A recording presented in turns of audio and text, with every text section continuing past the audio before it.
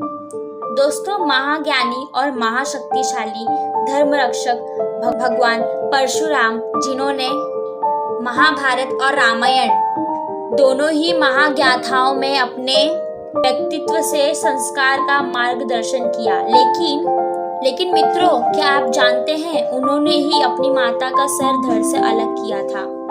तो आखिर वो क्या कारण था कि हमेशा न्याय की रक्षा करने वाले, धर्म पर चलने वाले भगवान परशुराम जिस माता के आंचल में बड़े हुए, उसी की हत्या करने पर विश्वस हो गए? जानेंगे आज की इस खास वीडियो में। विष्णु पुराण में वर्णित कथाओं के अनुसार परशुराम ऋषि जमदग्नि और माता रेणुका के पुत्र थे। 5 भाइयों में से परशुराम सबसे छोटे और आज्ञाकारी पुत्र थे और भगवान शिव जी ने उन्हें परशा प्रदान किया था, जिसको सदैव धारण करने के कारण वो परशुराम कहलाए। एक बार की बात है, ऋषि जमदग्नि ने अपने पत्नी रेणुका को जंगल से लकड़ी लाने का आदेश दिया। जब रेणुका जंगल पहुंची तो माता रेणुका उस राजा से आकर्षित हो गई और दोनों एक दूसरे में खो गए। इधर ऋषि जमदग्नि अपनी पत्नी का काफी देर से प्रतीक्षा कर रहे थे।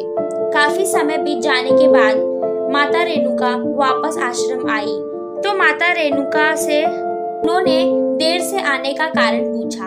तब उन्होंने झूठ बोल दिया, क्योंकि ऋषि जमदग्नि प्रखंड विद्वान थे और उन्होंने अपनी दिव्य शक्तियों से यह जान लिया कि रेणुका माता किसी राजा की सुंदरता पर मोहित हो गई थी। उनको माता रेणुका का झूठ बोलना बहुत नागवार गुजरा और वे क्रोधित हो गए। इसके बाद उन्होंने अपने पुत्रों से कहा कि तुम अपनी माता की हत्या कर दो, मगर सभी 4 पुत्र ने माँ के प्रेम के चलते ही ये करने से साफ साफ इनकार कर दिए। अब ऋषि जमदग्नि का क्रोध आसमान पर पहुंच चुका था और वह अपने सबसे छोटे पुत्र परशुराम की प्रतीक्षा करने लगे। कुछ समय बाद परशुराम उधर पर आ गए और ऋषि जमदग्नि ने उनसे बोले कि पुत्र, मैं बहुत दुखी हूँ, क्योंकि कोई भी पुत्र मेरी एक बात नहीं मान रहा है।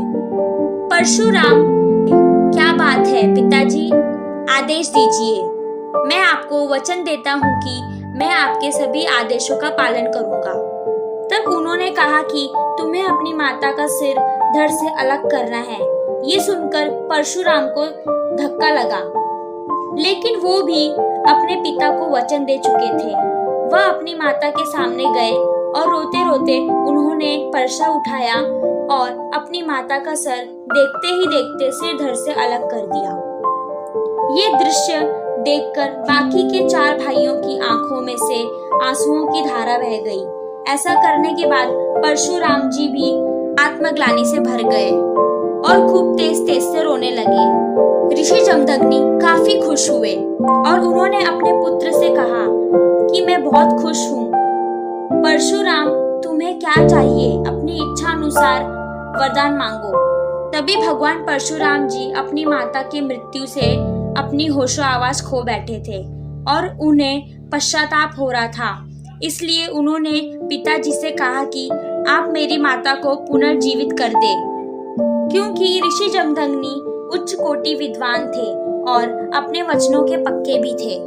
इसलिए वह अपने पुत्र की इस बात को मना नहीं कर पाए। इसलिए उन्होंने अपनी दिव्य शक्तियों से पत्नी रेणुका को पुनर्जीवित किया, लेकिन परशुराम जी पर माता हत्या का पाप लग चुका था और इस पाप से मुक्त होने के लिए उन्होंने शिव जी की तपस्या की।